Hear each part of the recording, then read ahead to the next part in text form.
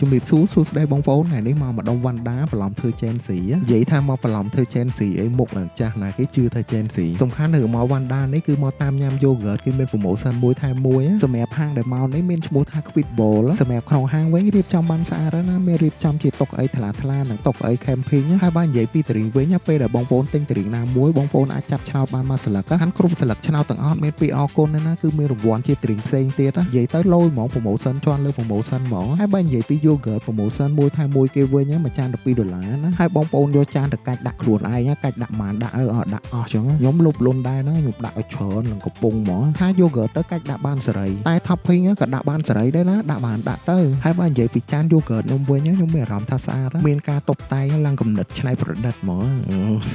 សំខាន់រសជាតិគេវិញឆ្ងាញ់ញាក់ហ្មងហើយបើនិយាយពីតរៀងវិញខ្ញុំកំងតែក្រូចឆ្មាប៉ុន្តែត្រូវ matcha latte អូយលយកប់និយាយចុះនិយាយឡើងភ្លេចប្រាប់ថានៅក្នុងហាងនេះក៏មានលក់មីដែរណាមីស្រស់មីគោមីខ្មែរមីកូរ៉េអីចឹងមីមានច្រើនមុខច្រើនម៉ាកហើយប្រហិតក៏មានច្រើនមុខច្រើនម៉ាកដែរប្រហិតដាក់ក្នុងមីហើយបើយើងទិញមីគាត់ free អាចារ្យឆុងមីហ្នឹងឲ្យយើងមួយទៀតហើយថ្ងៃនេះជ្រុលខ្លួនបន្លំធ្វើជេនស៊ីញ៉ាំមីកូរ៉េប្រហើយរកថ្ងៃញ៉ាំតែមីជាតិសោះណាខ្ញុំនិយាយតាមត្រង់ខ្ញុំមកហាងនេះខ្ញុំមានអារម្មណ៍ថាសប្បាយហ្មងមកលេងធ្វើនេះធ្វើនោះដាក់នេះដាក់នោះចឹងសប្បាយដែរឥឡូវមកមើលមីខ្ញុំវិញចិត្តចាញ់ជារូបរាងឯណាមីកូកូរ៉េចឹងហ្នឹងខ្ញុំមានអារម្មណ៍ថាខ្ញុំដូច chef ចឹងថ្ងៃហ្នឹងចុងក្រោយថែមមកកាតិកសារាយនេះមកកញ្ចប់ទៀតហើយបើនិយាយពីរសជាតិមីឆុងខ្ញុំវិញឆ្ងាញ់សាហាវហ្មងមីគេវាឆ្ងាញ់ហើយប៉ុន្តែដល់ពេលស្នាដៃខ្ញុំឆុងទៀតឆ្ងាញ់គុណពីរវីដេអូនេះគួរដល់ពេលចប់ហើយសម្រាប់ទីតាំងហាងវិញចាំខ្ញុំដាក់ជា Google Map ជូនណាសូមជម្រាបលាបាយបាយ